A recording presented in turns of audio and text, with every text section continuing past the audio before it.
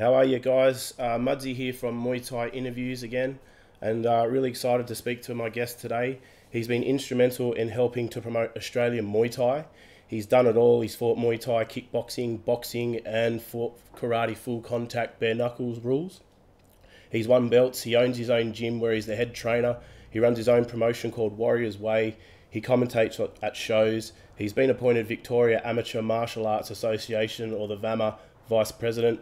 He even had his own show at one point called Hammer Time, and can also be seen on YouTube breaking 2 baseball bats with his shin. And he just won last year in 2017 Australian Promoter of the Year. I'm joined by Mark the Hammer Castagnini. How are you, mate? How's it going, mate? Thanks for having me on. Appreciate it. No, mate, I appreciate your time. I know you're a busy man and you probably don't have time to scratch yourself, mate. So any time that people give to me, I really appreciate. So thank you. Mate, I'm sure there's probably a hell of a lot more that you've actually done as well that I've missed. All good, all good. I've read that you started in karate first from a young age, and then from there you moved into kickboxing and Muay Thai. Would you be able to fill us in on how it all started for you and your martial arts journey begun, mate? Yeah, mate, I can. Look, when I was a youngster, at secondary school, I firstly dabbled in judo, actually. Then I had a bit of a break after doing that for a while, and then found Kyokushin karate, which is a Kyokushin very hard style karate. You fight in bare knuckles. I never knew of anything like gloves or shin pads back in the day. Yep. So it was pretty rough and ready, and trained under Shihan Eddie Emin, was one of the founders. And it goes back to the days when the guys like Sam Greco and so forth were also doing Kyokushin, Andy Hook. A lot of good K1 fighters and kickboxers started in Kyokushin because pretty much tested your mantle as a fighter. It's a very confronting style of fighting. Definitely. It's not the prettiest, but you certainly you earn your stripes when you have a full contact fight bare knuckles. So that was what I knew for a long time till I fractured my knuckle, my hand in one of the state championships. By uppercut and elbow. So if you notice, right, uppercut, it loaded up an uppercut, and it was blocked with the point of an elbow. So that sort of wrecked my hand for a while. So it's gonna hurt. Yeah, it did. I couldn't do any striking for a few months or a fair few months. So, and at the time, my doctor said, look, your hands are already looking arthritic and stuff. So it'd be smart for you to stop. But instead of stopping, I just found an alternative, and that's when I found kickboxing and started fighting with gloves, because obviously you wrap your hands and your hands do have protection. Yep. So that was my transition from the old school karate, fighting into a glove, combat sports. Yeah, because I started to watch and get into Muay Thai pretty much when you had finished your career and you were doing a lot of commentating on Fox Sports. Would you be able to give us a rundown of your kickboxing and Muay Thai career and achievements? Yeah, look, I suppose my achievement was I won the WKA, the World Kickboxing Association Australian title. I fought a guy called Romolo Pio back in the day. He was training with the late Dana Goodson. He was a great trainer. Romolo was a Samoan boy, so tough guy. It was a good fight. It was good fun. I took it on, I think, like three days' notice. But when you get late notice for a title, you tend to jump in. So, and I still remember the conversation with the promoters back then. I said, look, I was working security at the time in a few nightclubs, and I said, you cover my wages for the weekend, and I'll take the fight. So that was basically all it took, and I think it was a couple of $100 I got for that fight. So it was good fun. Got in, mixed it up, and I was lucky enough to get a stoppage win. So that was one of the crowning highlights of locally, and I did fight a couple of times in Thailand as well after that. So all up, I suppose I had about 20 fights, kickboxing and Muay Thai. Yeah. On top of that, I probably had 10 boxing fights, predominantly amateur boxing, VABL, because there wasn't a lot of promotions around back then. So to keep busy, you basically just did whatever you could. So I'd basically fight in amateur boxing, boxing obviously, and any tournaments that were going on in and around the day. There was a lot of freestyle tournaments happening as well. They were just for a bit of fun, just to sharpen the skills. And fight in the black belt, open divisions of those. Basically just had a crack at it all back then. I was just happy to be competing, and the boxing I didn't get the success that I had in the Muay Thai, the kickboxing. It was the going from kickboxing and boxing to Muay Thai just suited my body type, because obviously I was tall and lean. Yeah. So, I loved getting in the clinch, and, I found that the Muay Thai style I adapted to really well and loved it. And more than that, as I said, I worked security back in the day, a lot of the main nightclubs here in Melbourne, and I did some bodyguarding and, close personal protection stuff. But it was more in the clubs that you tested, Back in the day, things weren't as politically correct, and there wasn't as many surveillance cameras back then, so people would choose to have a crack at you in any way possible. And for me, I was introduced to Muay Thai by someone that used to train with Alex Tui back in Auckland. Oh, yeah. A guy called Percy was one of my fellow doormen, and he goes, mate, you should give this Muay Thai a go. It's big in New Zealand. And he showed me back then a VHS, for you kids listening. There was that was pre-CD. So he showed me a tape. I had a look at it, and I just fell in love with it. Watched the fight. I watched one of Alex Tui's early fights with a big afro, and he was throwing down, and Lolo was in the corner. It was just blew me away. Yeah. I thought, man, this is awesome, So I then seeked out Muay Thai Club. I went in, entered myself in one of the BJC, one of the Bob Jones Corporation tournaments back in the day, because that was when Bob Jones was starting to promote Muay Thai. Yep. And I think I got runner-up in the heavyweight division back then, and I was approached by Bob Jones after, the great man himself, and he said, this was before I started training Muay Thai. He goes, you obviously had some training. Your boxing's horrible, but I reckon we can help you. So. I started training with the Bob Jones Corporation. I went through their system under my trainers back then were a guy called Sean Steinsford, Paul Daniludi, Stephen Adelkis, under that group of stables.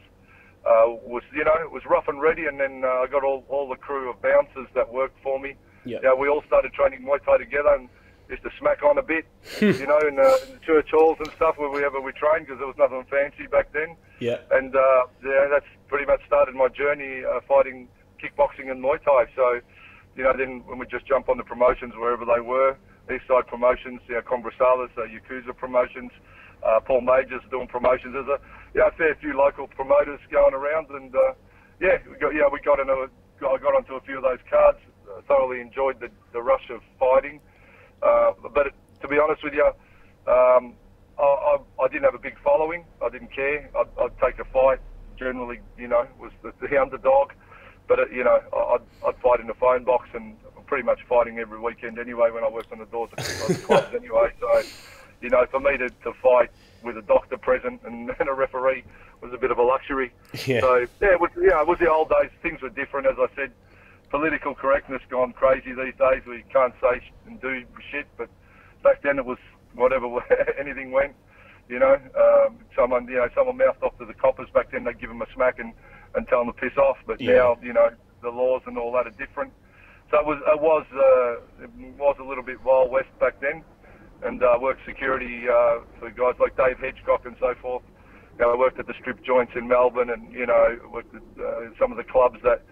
I used to get pretty active on the weekends, so I was up to my neck in not only training, but all that went with it, along the way as well. So it was good years. When as I speak about it now, I'm like, man, they were bad times. Sounds like you got to do a bit of training while you're working on the door, mate, if you know what I mean.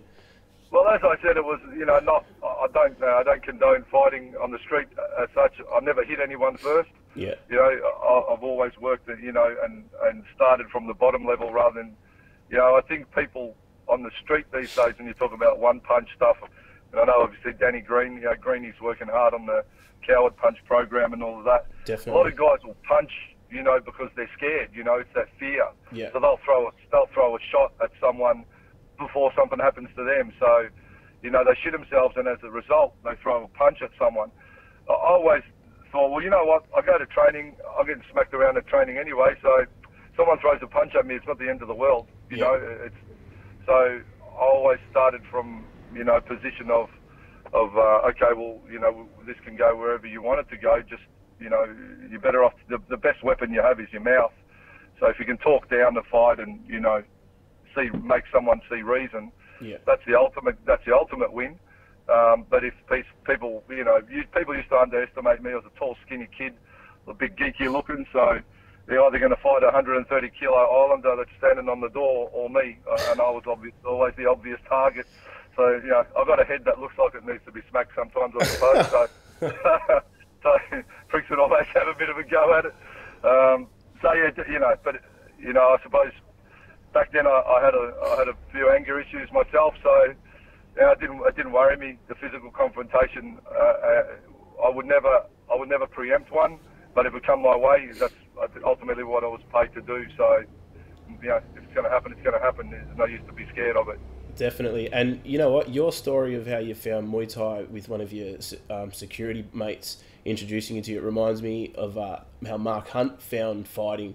He got into a I don't know if you've read his book, but he ended up getting into a punch on outside of a nightclub. He wasn't even a security guard. He was just a party goer. And I think he flogged 3 guys, and one of the security guards come around and asked him where he learnt to fight, and he goes, I haven't had any training. And he went to his kickboxing gym, and after 1 week of training, had his first fight, and we all know what happened after that. Yeah, well, Mark Hunt's a very close dear friend, you know, and you know, I've got a great amount of respect and love for the big fella, and he's done seminars at my gym, and he does a great seminar too, by the way. So if you get a chance to train with him, he's a good guy.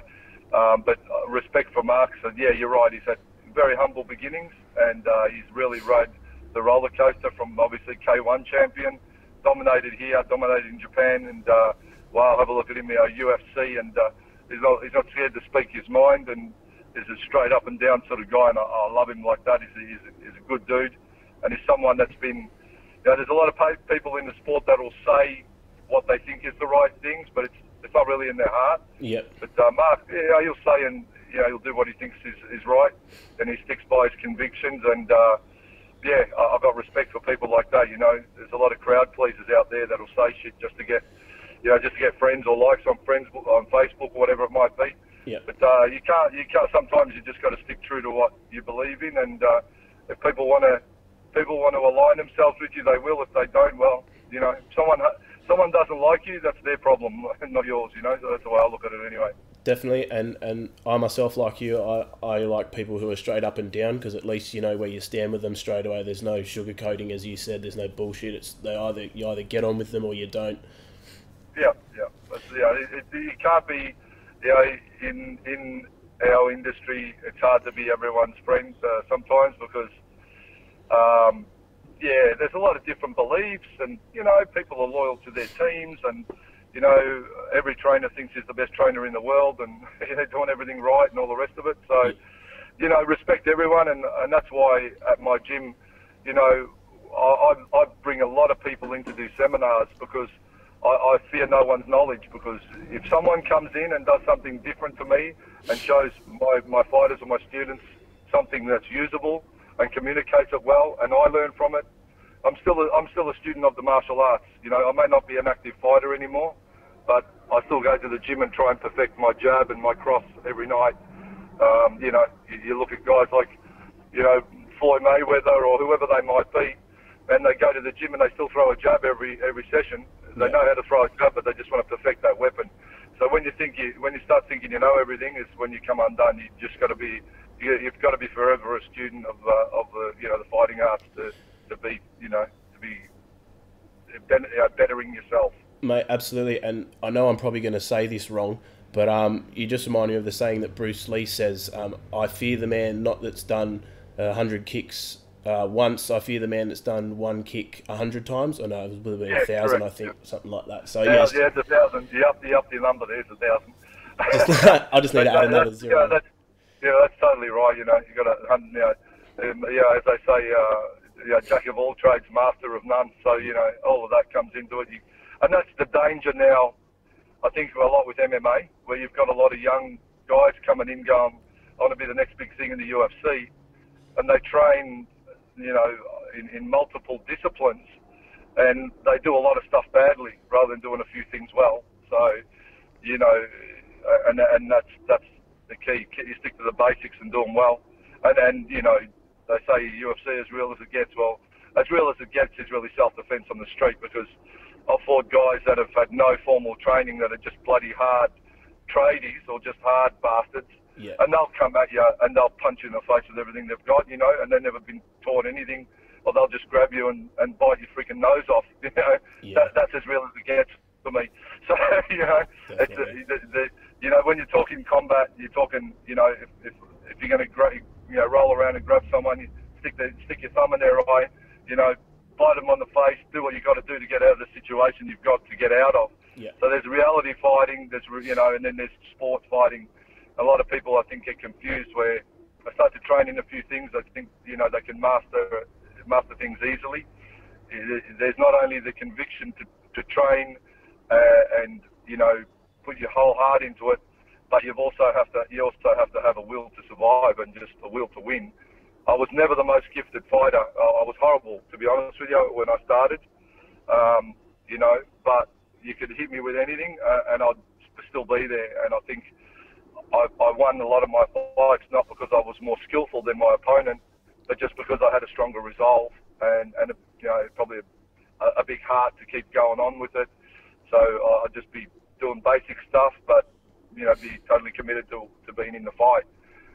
So I think now, and this is something that Michael Chiavello and I were talking about a while back, especially in the States. There's a lot of fighters, a lot of people that want to have an MMA fight just to get their social media picture, and put on their Facebook profile or Instagram profiles that they're cage fighter, and they have one or two fights and they'll never fight again. And that, to me, that's not being a martial artist. That's I suppose having a big ego and just wanting to portray something maybe you're not. Get a few tattoos, have a cage fight, and everyone's going to be scared of you. So that, unfortunately, today's society is a little bit more, superficial. There's not a lot of substance in some things. Definitely, man. And speaking of Chiavello, I thought you and Michael Chiavello made an awesome duo when you two were together. I remember watching shows like Evolution, Knees of Fury, Capital Punishment, and heaps more. Why did Fox Sports axe all the Thai shows? Because it gave so much exposure to Australia and the rest of the world. I mean, if it wasn't for those Fox Sports and those shows, I may never have actually gotten into Muay Thai.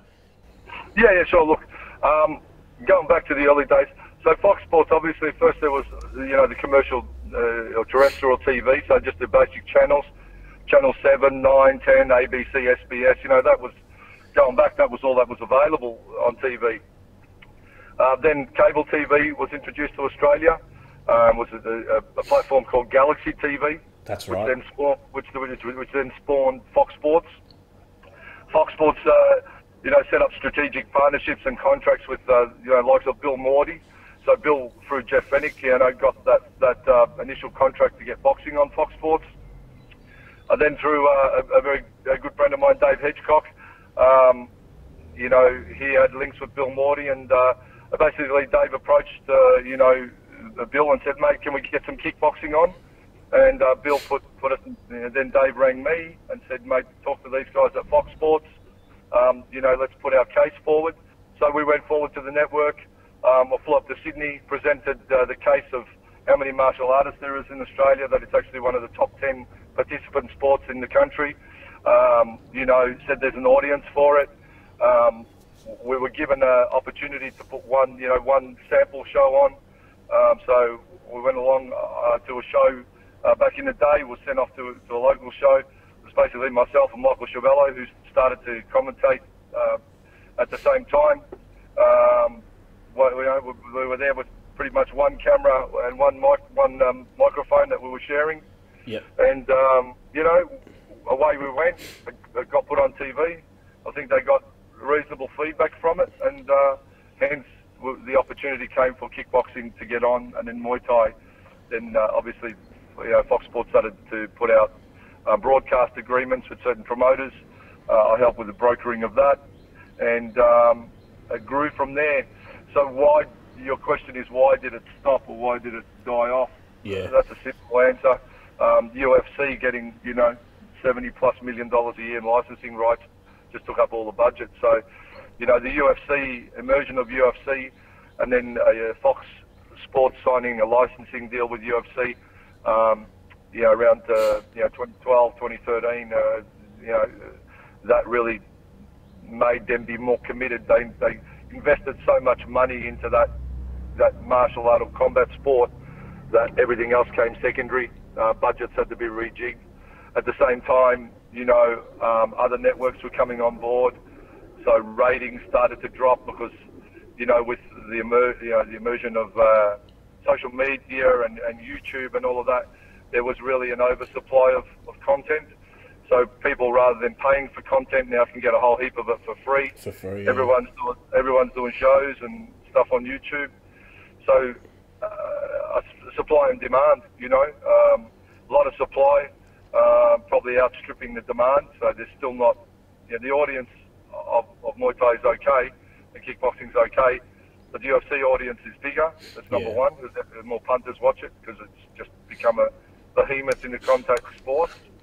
And that's, in a nutshell, basically UFC's risen to lofty heights and just become a big machine that's gobbled up everything, in front of it. We've got great content from the UFC, but unfortunately it's been to the detriment of Muay Thai.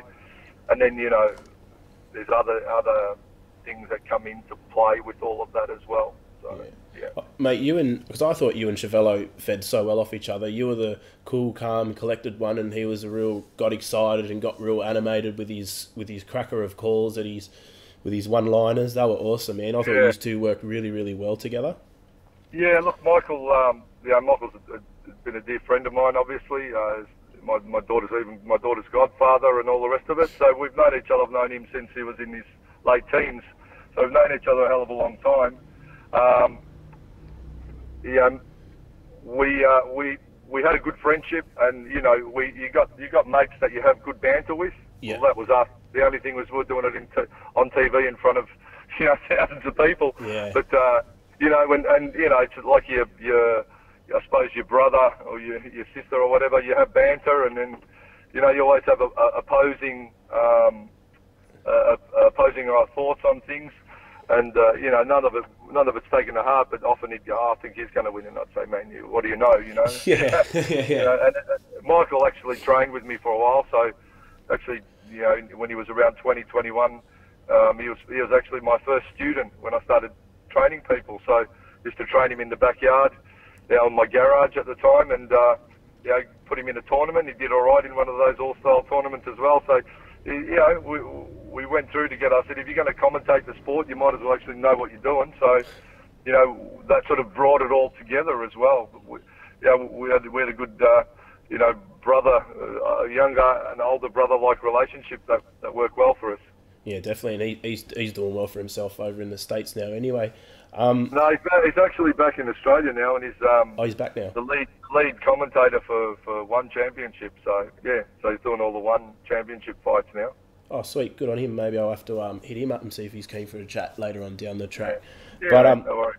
A moment, mate, I'll never forget. On one of the shows I saw on Fox Sports where you commentated, and correct me if I'm wrong, was when Paul Slawinski KO'd Andre Munier, I think it was, with a head kick, and then straight after proposed to his girlfriend. Or my other favourite time was when John Wayne Parr made his entrance out to the ring to the LMFAO song and did a little striptease at the start as he was walking about. There were a couple of moments that I remember. I probably should have thrown in a few fighting ones there, but I thought they were pretty funny. What have been some of your favourite highlights or memories from shows that you've commentated on yourself? Oh, look, I suppose the highlight one would be commentating the final of Contender Asia. What a juggernaut that was, and when the Contender series was huge. you know, and the likes of John Wayne Palm, Bruce McPhee, and Soren, and you know, the guys, the Aussies that were on the team, and you know, the Zidovs and the others that were a part of that, you know, Contender Asia experience. And then there was the Challenger Asia as well, commentating that. So that, you know, and that was the Contender series was made by Mark Burnett. So obviously Mark Burnett is, you know, the producer of The Apprentice and stuff like that. So, you know, a big American network, you know, picked up network or network production company working on that level. It's absolutely amazing. And you know, commentating live, you know, throughout Asia and into the States and all of that, you know, the pressure and the adrenaline, you know, we got out of doing that was just awesome.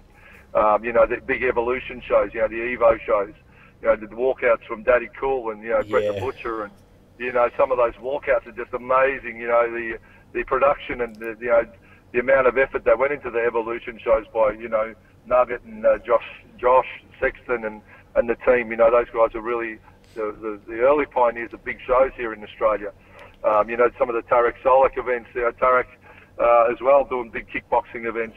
You know, there's been so many highlights for me. Yeah. And I think back and so many great people that are still my friends to this day. As I said, Mark Hunt, you know, the Peter Grahams, you know, the Chief, another guy from, you know, that come from a Kyokushin background, and just excelled in, you know, in what he did in the ring.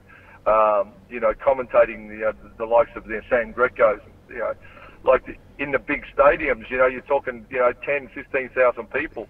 You know, some shows, you know, the Evo shows regular 5,000 to 7,000 people, you know. Big events, big productions, you know, expectations, the fighters, the hype, you know, the ring card girls, the lights, you know, all of it. Like, just a lifelong memory for me, and I'm glad to have been a part of it, you know, to a lesser degree, you know, commentating, you know, but the fighters were the real stars of the show, and the promoters are the guys that are, you know, you got to respect for putting their balls on the line and all the money that they put into it back then too. So, and they still do it to this day. Yeah, man. And speaking of Tarek, I heard, I watched actually, I think it was one of his last shows that he promoted, and I forget what it was, but at the end of it, he offered, I think it was Sam Greco, to have a rematch with someone. I can't remember who it was, but he offered them $1 million each. Yeah. You gotta love hype, don't you? Yeah. Yeah. You know, I could offer Donald Trump $5 million to fight, you know, John Kim from, you know, Korea. You know, there you go. If they want to put that fight on, I'll promote it. It'll never happen, but I'm happy to offer them $5 million. You know what? I'll make it $10 million if they fight each other. How's that? Just you know, just no nuclear weapons. You know, will you do anything? You know, if you can say anything and throw a big price tag at it, if it's never going to happen, you know, it's not going to happen. But if it does happen, I'll make money out of it anyway. So, yeah, he's a smart operator, Tarek. I'll give him that, and he's a master of hype. So, you know, good on him for doing that. But yeah, as I said, you know, matching fights is an art form in itself, and you know, it takes a lot of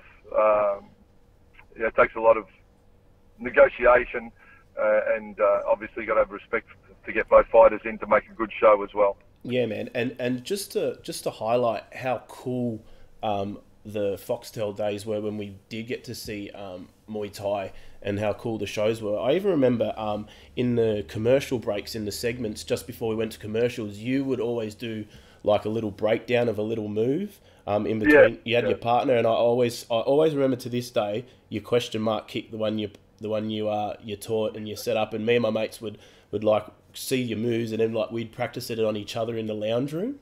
Yeah, you'd be surprised how many people come up to me and said, "Man, you know, I love watching that because you explain things." Actually, there's one very there's a bit of one for the listeners. I don't know if you guys ever watched the Chopper movie. Yeah. There's a guy called Neville Bartos. Neville Bartos, actually a bit of a kickboxing fan, and was related to one of the fighters from Melbourne's West here. And he was at one of the shows, and someone came up to me and said, "Oh, there's a guy who wants to meet you and talk to you." I said, "Oh, you know, worries." Big Andre Munoz was the one that said it.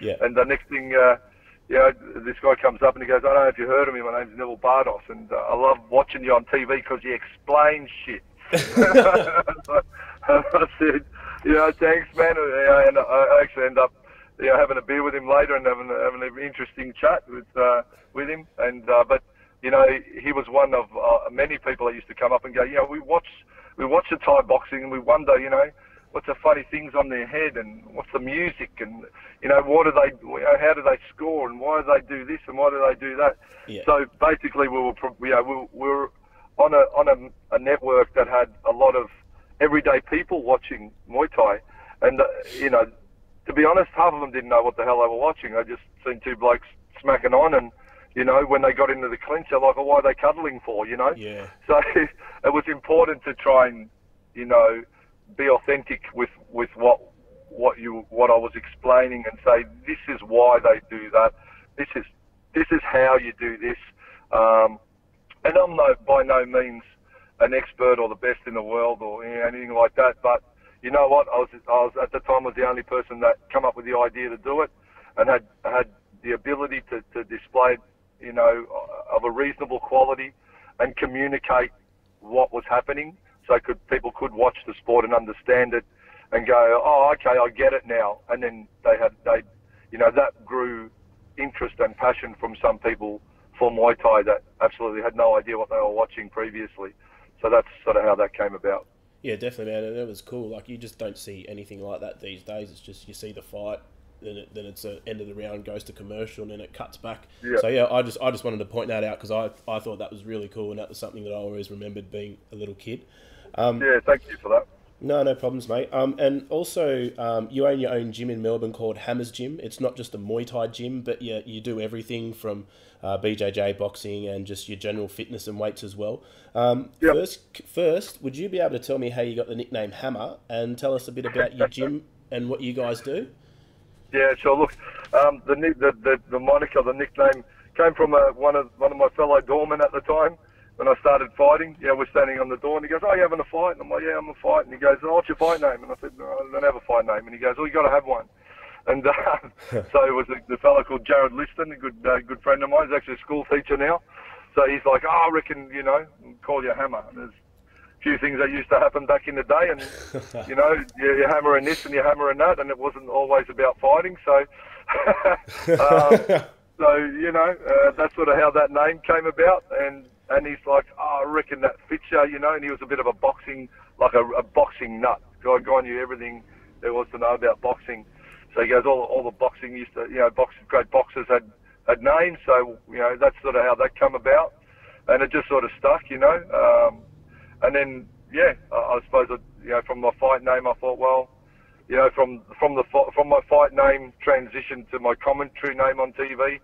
So, the Mark the Hammer, on commentary, sort of gotten national notoriety, and then from there I thought, well, that's my brand, that's what it is. I'm going to run with it because Castagnini is a mouthful and not, and it's a woggy name, and some people don't like it. So, some people can't say it, some people can't spell it, and just got a bit complicated. So I simplified it down for everyone, and that's basically how the business name came about and the brand came about.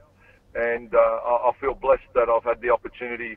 I'm a year 10 dropout that grew up in the northern suburbs of Melbourne and came from poverty. My father was killed when I was 5, in some strange circumstances, and my mum struggled a lot to bring me up. And I had a bit of a tough upbringing, but I look back at it now, and I look back at the support and the love I get from a lot of people. I'm very appreciative. And the Hammer brand I'm very proud of because it basically symbolises for me, something that's come from nothing and is now worth, it's got value as a brand, and it brings value to people's lives that have trained with me, or, like yourself, have got some knowledge from, me communicating and explaining the combat sports, which is, I suppose, will be my legacy. I'm getting old, and if I drop off, that's probably what I'll be known for when I'm in the ground. Awesome, man. And testament to your hard work, with Hammer's Gym, you've just even expanded. You already had a huge gym, and now you've expanded and made it even bigger. So I think that's just a testament to yourself and how hardworking you are, and obviously the circumstances you just explained have definitely helped shape you into the person that you are today. Yeah, look, it's, we just expanded. My vision was always to have the Ultimate Fighters gym. I've self-funded it. I have no partners. I have no one's come along and gifted me anything. Everything's been done with hard work. But I've got to say, the guys at my gym, some of the builders, there's a dozen solid blokes that have trained with me, that have got the benefit out of the training, that love the training, that love what we've created, the system and all the rest of it. And when I said I want to build it, they're like, let's do it. And they really made it affordable for me to do. It's still expensive. Yeah. The building, the total complex now, if I add it all up, is well in excess of 1.5 million total investment. But it's a 24/7 gym. We've got state-of-the-art equipment. The treadmills have got TV and internet, and all the functional strength training equipment. We've got training areas. We've got all sorts of classes from BJJ, Muay Thai, MMA, yoga, spin. Functional strength classes. We've got the gym's open 24/7. I can check on my phone and see what's going on at the gym any time of the day or night. And I swear I'll get on at 2 a.m. in the morning sometimes just to check, and I'll see people training there. And it really makes me happy that I'm like, you know what? These guys might be having a bad day, a bad night. They might have just finished work. They might just want to just punch out a bit of frustration. They might just need a place to go when they've got nowhere else to go. Yep. And them seeing them in the gym doing something positive for themselves, I'm wrapped. I love it. And I suppose how I came about building it is I had guys training with me, and sometimes you train yourself. You train Thai boxing or Muay Thai, whatever. You get a bit tired. You're like, tonight I just want to do weights, or yep. I just want to run. And I'd have guys saying, I want to take a month off and just go to the gym, and I'd lose them from the gym. They wouldn't be in the environment. So I thought, you know what? I want to give them everything. So if they don't want to do a class tonight, that's cool. Maybe they got an injury. Maybe they just want to lift some weights. Maybe they just want to run on a treadmill. I still want them in the house, I still want them at home, if that makes sense. We're all together. They run on the treadmill. You cross them in the corridor, in the pathway, on the mat, and you still have a chat for 2 minutes. And you're like, dude, how's your workout? They're like, yeah, I just did weights tonight. I'm just building up some strength. So my purpose was to just build a place that we can still all be together and work out together, no matter what you want to do, and just enjoy it, because training has to be enjoyable too, and it's got to be about community and friends and brotherhood. And there's some guys that work on their own.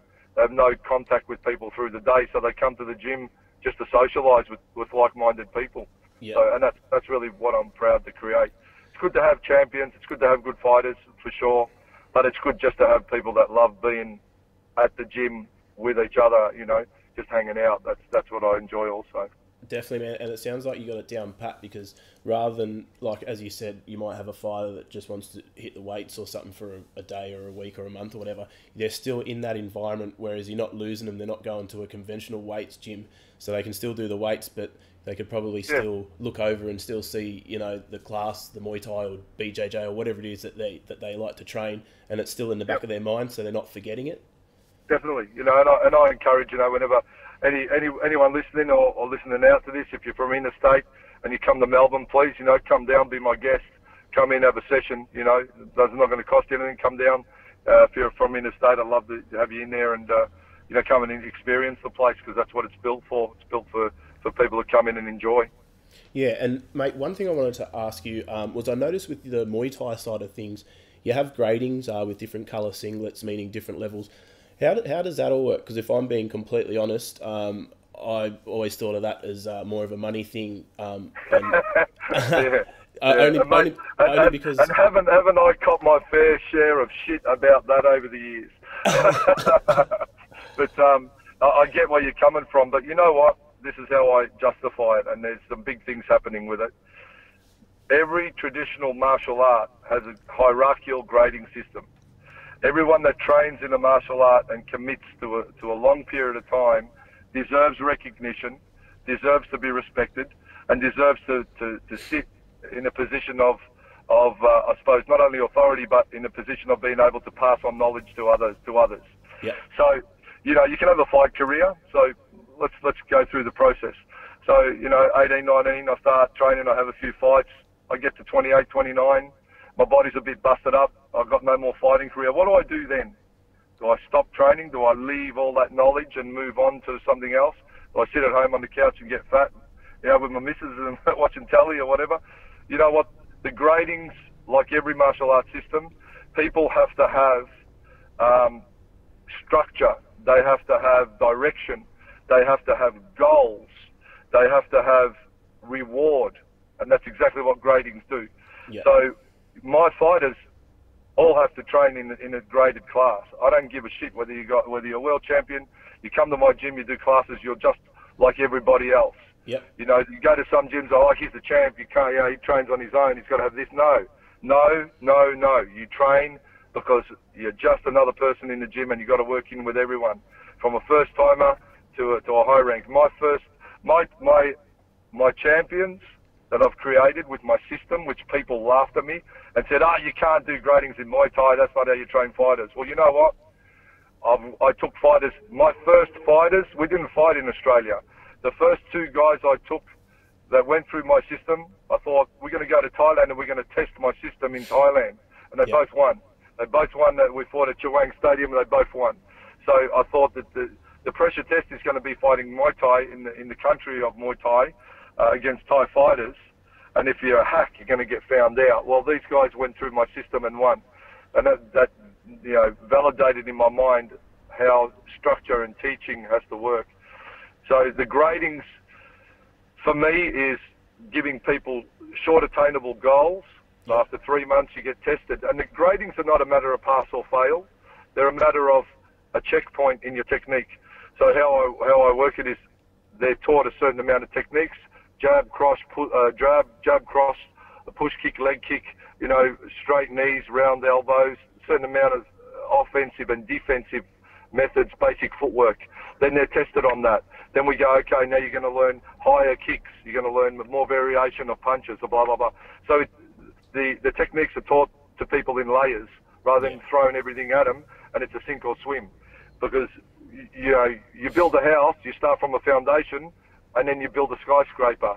You don't just put 4 sticks up and hope it's going to stay there and put, you know, throw the bricks and throw the beams into a pit and it's all going to work. Yeah. You've got to have structure in no matter what you do. So I build a foundation. We give people credit for getting the foundation right. Then we put then we put in the framework. Then we give them the credit for getting the framework right. Then we put the bricks. Then we put the roof on, and then we give them the credit for, you know, like in stages they're getting recognition.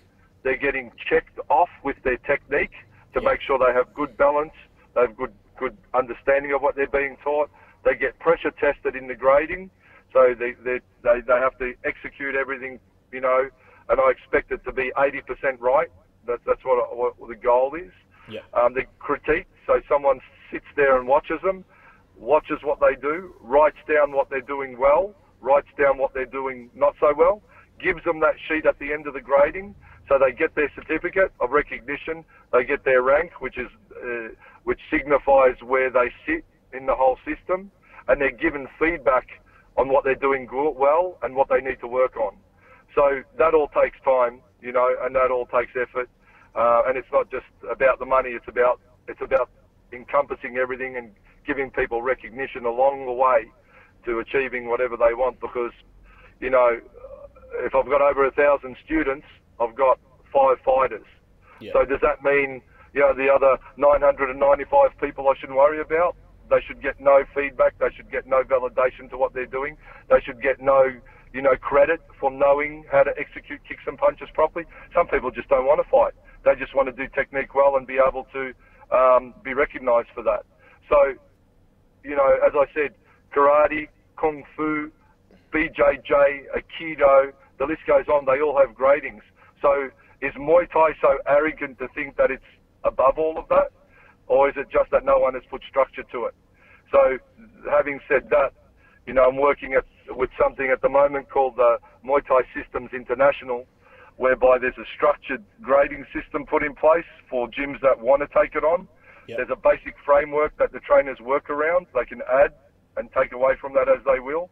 But what that will give is if someone gets up to an intermediate level, which would say is the colour green, a green level, Yeah. they go from a gym in Melbourne to a gym in Queensland that is teaching the same system.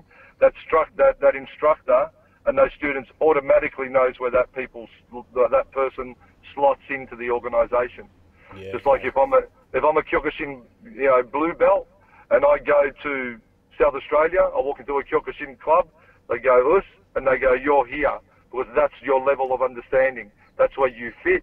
That's where you're going to be comfortable at. That's where you're going to be able to survive at a level that is, acquaints to your knowledge. Yeah. So, Muay Thai Systems International, the website's getting set up. I'm heading to Thailand in May to meet with the World Muay Thai Council and try and get some things formalised over there with some other organisations also. I'm going to invite people that are interested to know more about it, to be a part of a presentation and learn how they can implement this for their retention and to help them keep their businesses and their gyms strong. Because students will come and go if you don't give them clear guidelines and structure and feedback as to what they should and shouldn't be doing. And not only that, it's also there's a high level of safety and care for your members of your gym, which is what it's all about. Well, I appreciate you explaining that to me, because that's actually opened up my eyes a little bit more now. Thank you. And so in saying that, if someone comes to your gym and like say that they start off as a newbie, whatever the first colour is, and they say, Hammer, I want to fight. Does that mean they have to work up to the black? I think, is it black the highest black level? Yeah. Look, the black level is basically the same as a black belt.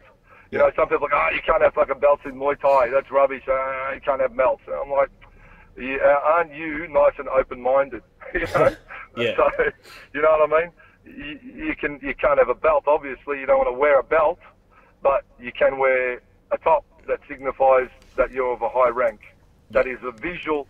It's just a visual signal that the person has put in time and effort and has a high skill level.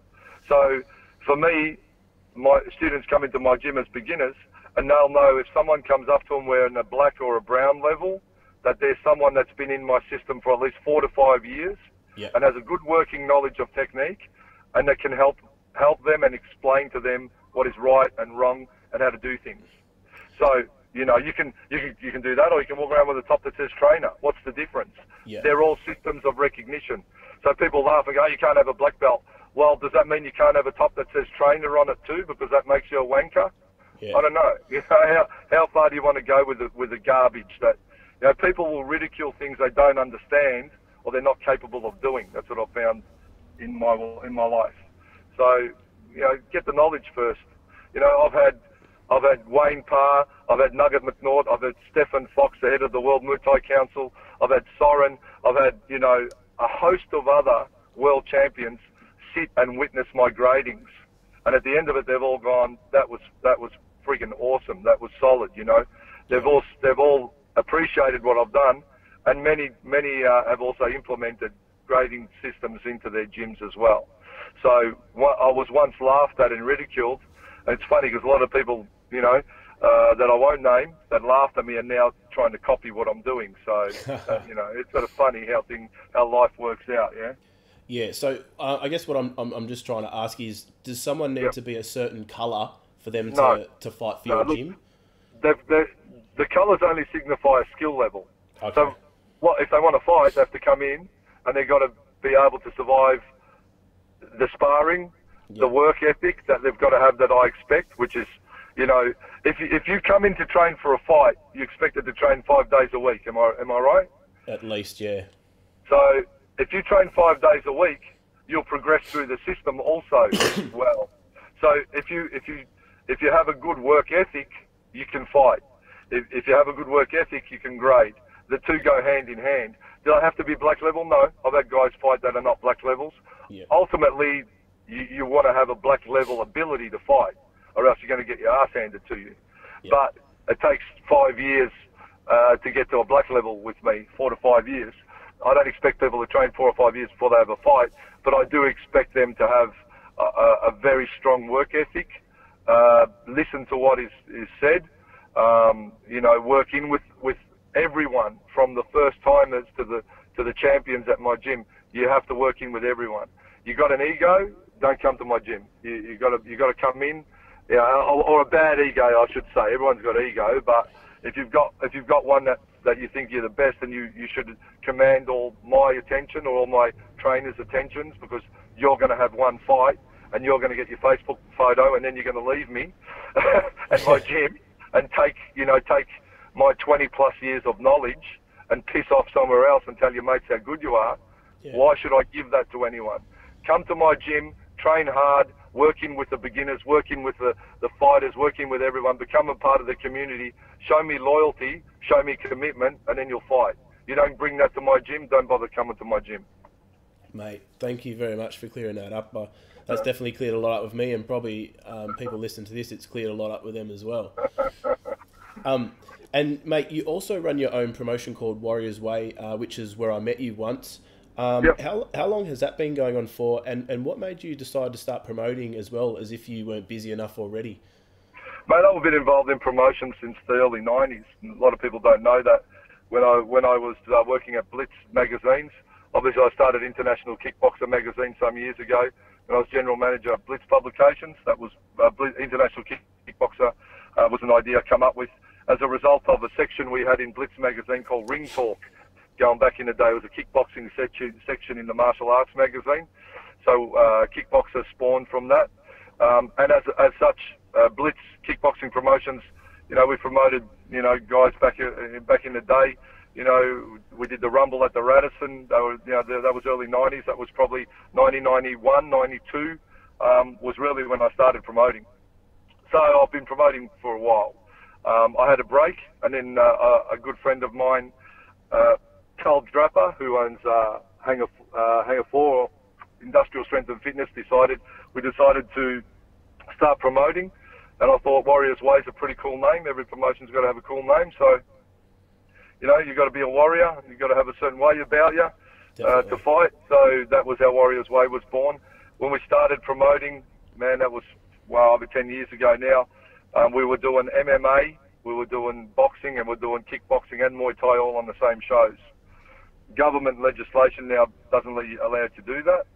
So, so now it's just pretty much turned into a Muay Thai promotion, because that's what I'm comfortable doing now. Yep. And yeah, Warriors Way is, you know, basically, I suppose not a hobby for me, but it's a sideline business that I hope to grow further. But it gives my fighters opportunities. You know, on the last show we had that four-man, the $5,000 four-man. I put one of my own fighters in, River Daz, who's, you know, he's looking good. Trying to get him on Glory at the moment. There's talk of that.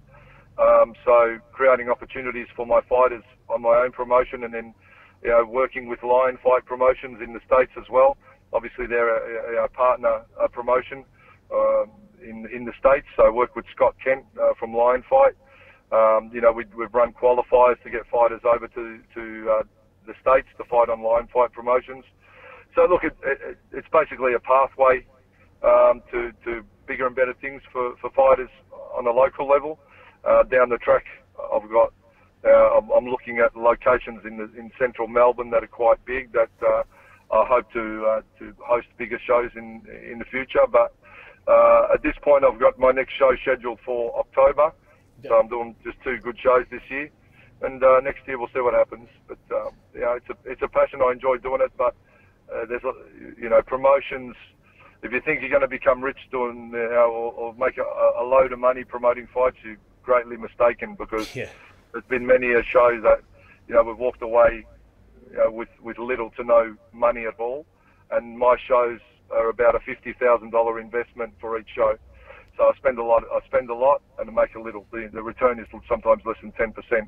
So business-wise, they're not a great business proposition, but they're a brand extension for me, and I just enjoy promoting. I enjoy seeing guys do well and get their opportunity to fight under the bright lights in front of their friends and family. Well, I think that's one of the good things about Aussie Muay Thai, is that a lot of promoters realise that Yeah, as you said, you can make money, but sometimes you can't. I think most people just do it just for the love of it and just to see good matchups and to Yeah, let the fighters showcase their talents and help progress their careers. So that's why I think it's a great idea. yeah, exactly. Look, it's who knows, As I said, UFC once started as a fringe promotion in the States when the Gracies kicked it off, and they were talking about having the moat around the octagon and stuff like that. Yeah, If you go, there's some pretty crazy stuff happen. So you never know where things can go. But also I've seen many promoters come into the business with visions of grandeur. There was a promotion called Taipan, 8-man back in the day. They had big name fighters fight, and the guy that promoted it back then, he owned Video Easy Store, so he had a lot of money. yeah, And I think on that promotion he lost a lot of money. So many people have come and gone and tried, and they said they're going to do this and they're going to do that, and they've run off and they've ripped off fighters and they've not paid purses, and they've left a bad taste in not only the fighters' mouths but also the fans that have paid money to go to the shows. Yeah, we think our sport is the biggest thing in the world, but go to an NRL or AFL grand final and then you'll see what's big. So we're playing in the big league if you think you're going to be competing on a huge sporting level against some of these other sports that have multi-million-dollar budgets. PGA golf, A-League soccer, so on and so forth. When you're talking sporting promotions, there's a lot to choose from for people out there, and not everyone is as passionate about Muay Thai as you and I. So they've got many options to go to if they want. yeah, definitely. And mate, as a promoter, what are some do's and don'ts you would recommend, drawn from your own experiences? As a promoter, do's and don'ts, man. Yeah. Don't promote. Look, you've got to set realistic expectations. Make sure that you've got a strong card and you've got plenty of fights, because they quickly fall over. Even my last show, I had one of the semi-main event fighters get sick, and the show was starting at 7 p.m. and basically we pulled him out at 5 p.m. So he struggled with gastro all day, went to the doctors, IVs, couldn't fight. So that was a huge disappointment for me. I had to fight one of the other main card fights, pull out 2 days before for a reason that was what it was. Yeah. Some people will commit to a fight and they'll take it and they'll fight with a busted leg. Others, will have a broken nail and pull out. You don't know what you're dealing with, so cover your ass in every aspect. From making sure you got someone backing up, you can back up ring even. Lights, sound, doctors, timekeepers, officials. Venues set right. There's so many increments to promoting a show. It's not just sticking a ring in the hall and hoping people are going to turn up. If you want to do it well, you've got to have a good business plan from the get-go, and you've also got to be aware that you deal with many different personalities, many different mindsets. Some people are reliable as the day is long. Other people are just taking the fight to get on the fight poster and will pull out given any opportunity.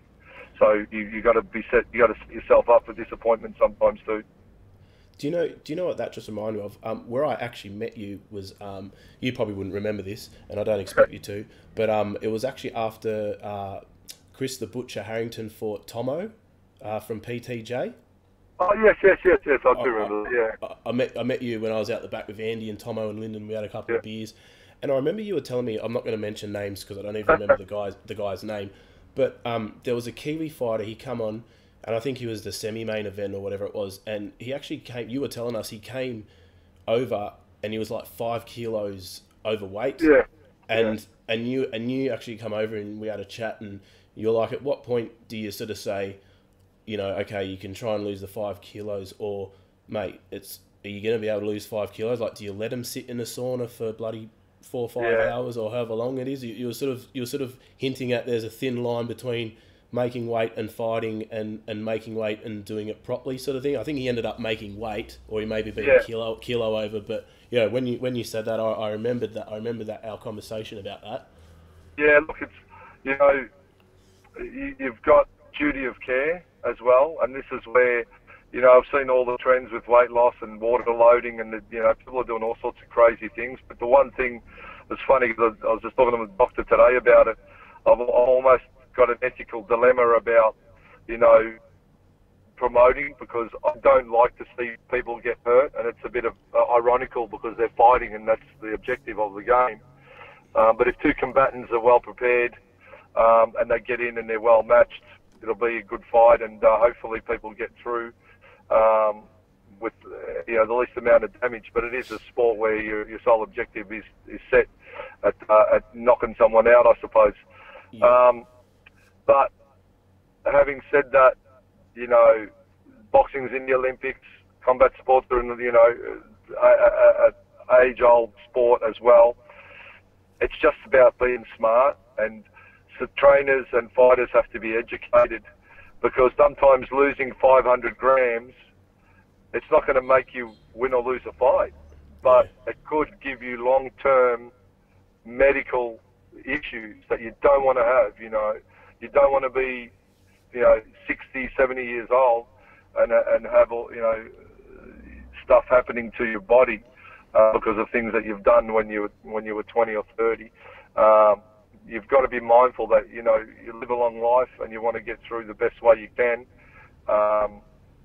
So how important is that fight really? You know, what really price do you want to pay? You know, there's people that, you know, very sadly, you know, they've died trying to make weight, and it's like, really, you know, these people have lost their lives for, you know, $30 trophy and a bit of applause. You're like, how important is it?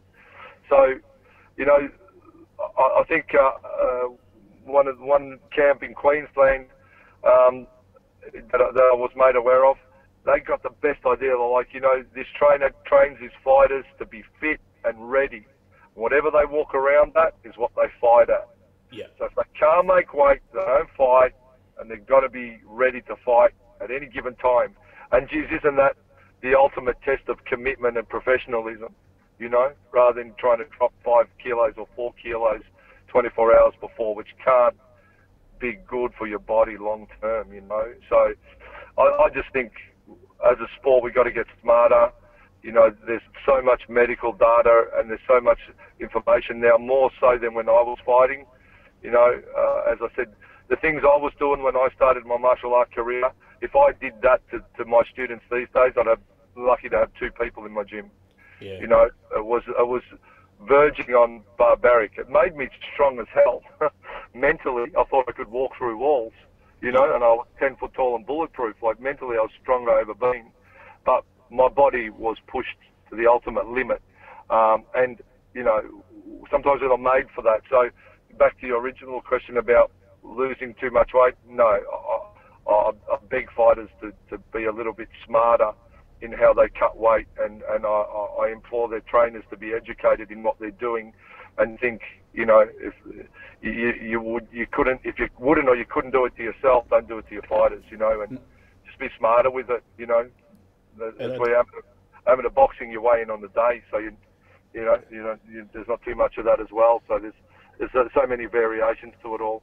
And that's what I think one of the good things about, well, unless you're like an actual professional in Thailand, I think one of the good things is with a lot of fights and people that just want to test themselves is they don't have weigh-ins. Now, don't get me wrong, I've seen a lot of trainers, you know, say, oh, they've got a fighter that's 60 kilos when he's probably like 70 kilos. So his opponent rocks up and he's 60, and his other opponent rocks up 10 kilos heavier than him. Correct, but I do think that is one of the good things for people that go to Thailand who just want to get the experience up and rack the fights up, is they don't have to worry about cutting weight until they make it to the bigger shows, I guess you could say. Yeah, look, it's, as I said, be professional, you know, fight as close to your natural weight as possible. And if you don't, you know, if you don't blow out after your fight and put on 10 kilos, you won't have to lose 6, you know? Yeah. So, and really, you know, I've seen fighters cane themselves to make weight, and then it's like they don't really fight that much better. You know what I mean? It's like, dude, you know, when you were 3 or 4 kilos heavier, you probably were a bit stronger and you fought better, and you lost all this weight and you're lethargic and you have no power. And yeah, it's like, you know, at what price? You know, do you want to be sacrificing your health? Yeah, so definitely. Yeah, that's the eternal question in combat sports, really, isn't it? It is, mate. It is. And in saying that, you've been actively involved in Australian Muay Thai and combat sports for over 20 years now. No doubt you've seen a hell of a lot over the years, some good, some bad. What are some changes you have seen that you are happy with and some that you are unhappy with or that still need improving? That could be anything at all, from gyms, promotions, governing bodies, people's attitudes, whatever. Look, you know, I've seen it. I think the sport was bigger than it is now. If you go back, as I said, to the Evo days and the Big Knees of Fury shows, when the broadcasting networks were behind it, we had great growth. You know, now UFC has taken over a big portion of our market share. That is what it is. I think professionalism needs to be high in our sport. I think I come back to the structure. You know, structure helps with retention. With retention and growth comes more people that will want to go to the shows. More people going to the shows means more paydays, better paydays for the fighters. So, you know, fighters are still fighting for relatively small amounts of money. And you know, they can't be professional because they've got to work day jobs. So until we can create elite athletes and pay them accordingly, you know, the sport is always going to be a fringe sport, which is what it is, unfortunately, now. I love it. It's my passion. It's my life. But, you know, we've got a way to go. I think there was a time when people were giving away titles. You know, we were making up titles and giving them away. And everyone was a champion, and that just creates confusion. And then everyone's got a mate that's a kickboxing or Muay Thai champion. Those days went. They were there. Then everyone woke up to themselves and has gone WMC or WKA, just a couple of credible bodies, that's all you need. But I think now some promoters are just gone, we'll just give a title because fighters won't take fights unless there's a title guaranteed. So they just make up titles now to get the fights on, in some ways, in some promotions. So I think it's almost not come full circle, but it's sort of heading back to a negative point. There's a couple of solid promotions going around, but there's a couple of people that are popping up now, you know, doing things, you know, just for the sake of it. Yeah, the amateurs are a lot more, you know, prolific now. So there is a drain on pro fighters because, as I said before, a lot of people just don't want to fight full contact. They don't want to. They have to be able to go to work on Monday, you know, not be banged up. So the good alternative to that is what we have now with a lot of amateur fighting or padded fights. So people still get the challenge without the damage. But that's also created a bit of a lack of pros, a lack of. We thought it would be more people would be turning pro, so they'll have amateur fights and then they'll turn pro. But what it's done is that there's a lot of people just sitting in those amateur ranks now and just happy to do that, just like they do with boxing. And there's nothing wrong with that either. It is what it is, you know. Will we ever get back to the days of the big, you know, 10,000 seater stadiums being filled with people watching Muay Thai and kickboxing? I don't know. Would I like to see it? 100%. If I ever get, you know, really wealthy, would I pay for it? Probably. I'll probably make money on it, but and make it happen. But it is the great unknown. There's so many variables. There's so many things. You know, there's so many personalities. You know, in a sport. It just depends on whether we're given a break with TV again as well. I think, you know, I'm still lobbying to try and get the shows back on, and in fact, my Warriors Way shows do get on Fox Sports still, but I'm pretty much self-funded now. So, you know, if you want to get your show on TV, you've got to pay for it now, as opposed to a few years back. You know, you would be subsidised for doing that. So the business culture has changed with broadcasting as well, because there is so much content, and even the channels are challenged now for audience, so they don't have the budgets because they don't have the advertisers. So, man, I could talk about this for hours, and I probably have. So I don't want to bore you with it, but there's a whole business dynamic around it all, and all we can do is our best, you know, in our own backyard to be credible and look after the people that are in the sport with us. Well, mate, you're certainly not boring me, and I could probably sit here and ask you 20 more questions, but I know you're a busy man and you got places to go, mate. So I'll just ask you a couple more, mate, and then I'll leave you alone. Mate, one thing I did want to get your opinion on is, do you think like all the governing bodies and officials of each state need to come together, sit down, and agree on a rule set for one rule set for all the states? Because I've heard people saying, for example, like, if you fight in Queensland, they don't really score clinching very highly. They all prefer to score punches higher. It just seems like each state has their own little rules and regulations. Yeah, look, do they need to do it? Yes. Will they do it? Probably not. That's a long and short answer right there. Yeah, like everyone says, their state, their promotion, their ideas are the best, and everyone else's suck.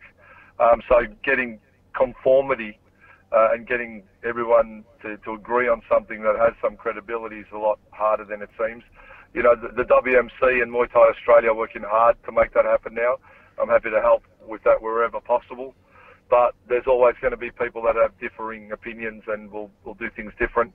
I think it's slowly getting there, for the fact that going back, 15 years ago, 10 years ago, there was kickboxing, there was, I go back to the days when there was kickboxing with no leg kicks and above waist. You had to kick above waist at least 10 times in each round to get through to the next. There's so many rules.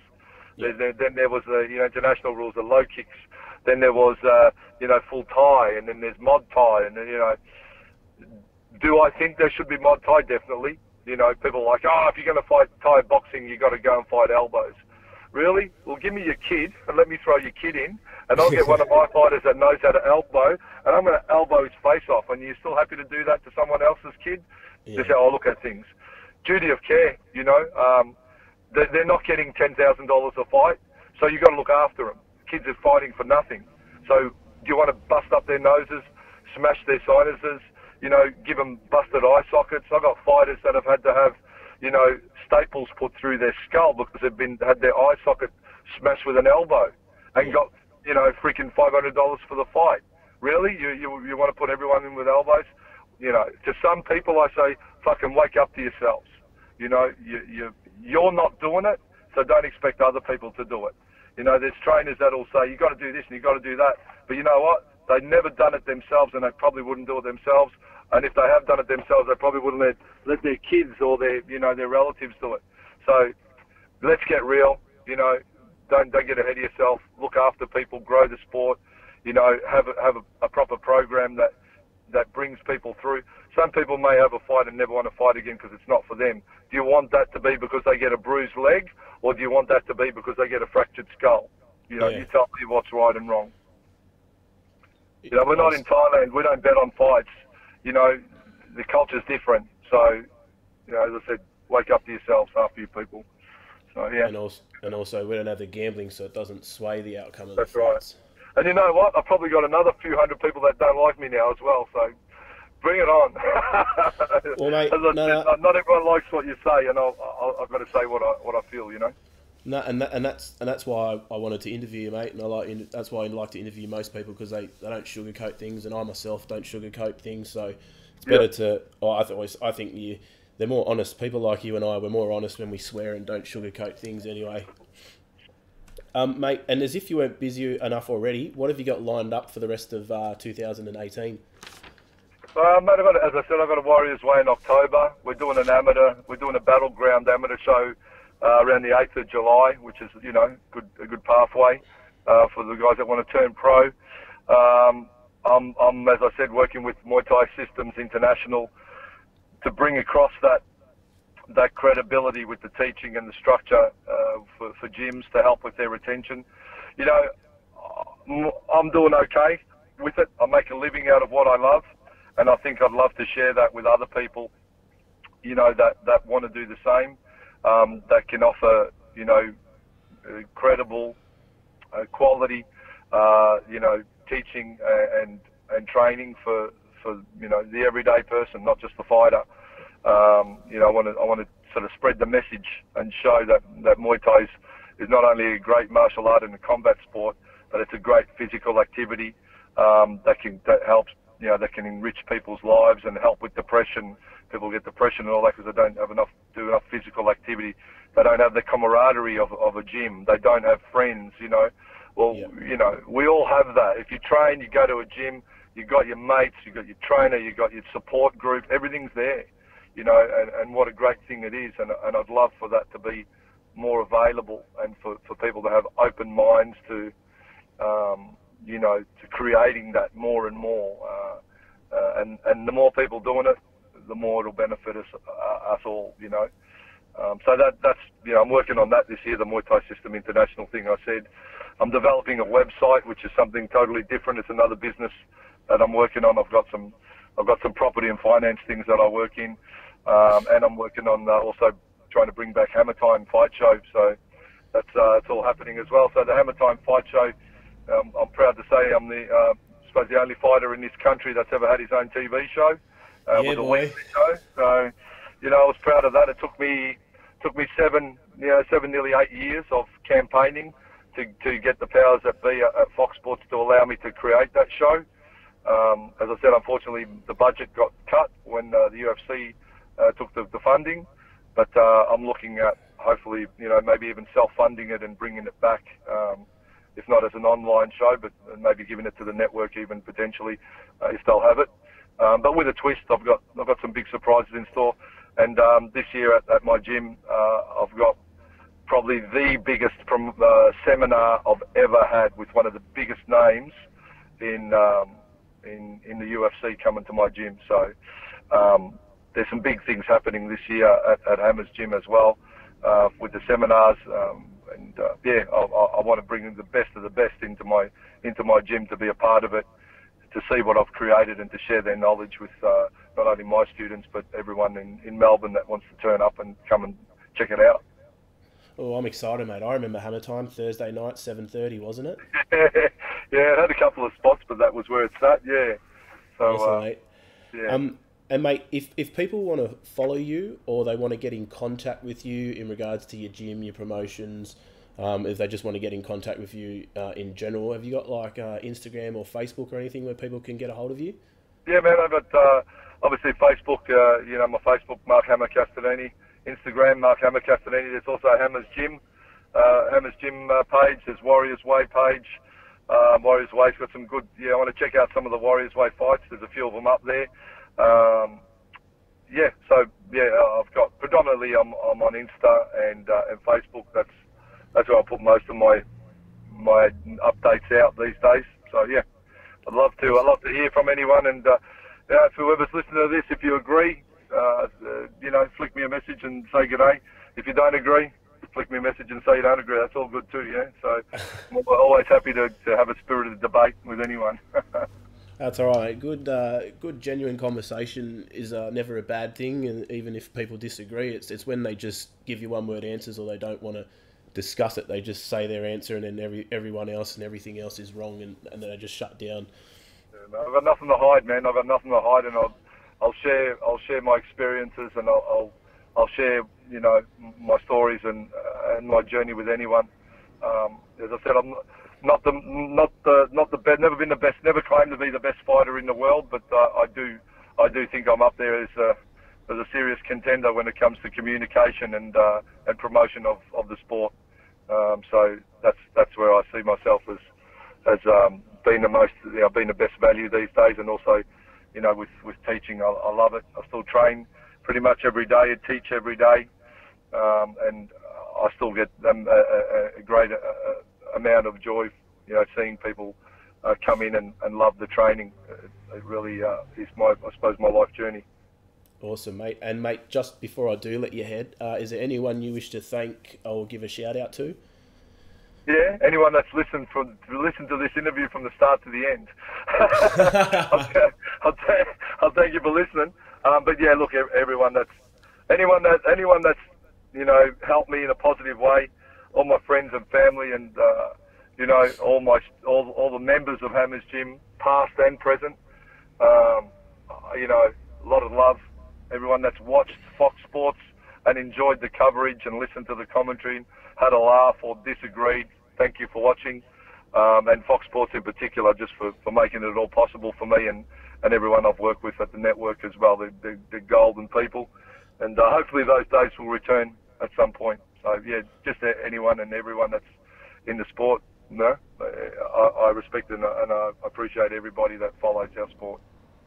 Well, Hammer, mate, you're certainly a person who's got your finger in a few pies, and you're a man who truly, truly loves martial arts, and you've dedicated yourself and your life to martial arts, mate. This has been an awesome chat. I could probably ask you another 20 questions, but I won't because I know you've got places to go and people to see. So, mate, thank you so much for getting the time to have a chat, mate. I really, really appreciate it. All good, mate. And as I said, maybe we'll do it again sometime. If anyone has any specific questions they might want to ask, maybe flick them to you, and maybe next time we'll get on and we'll have a chat about whatever questions people pose. It's been good talking to you, and I hope your show does well, man. If I can help you in any way, just let me know. No problems, brother. Thank you so much for your time. My pleasure. My pleasure. Appreciate it. All right. Cheers, man. Thanks, buddy.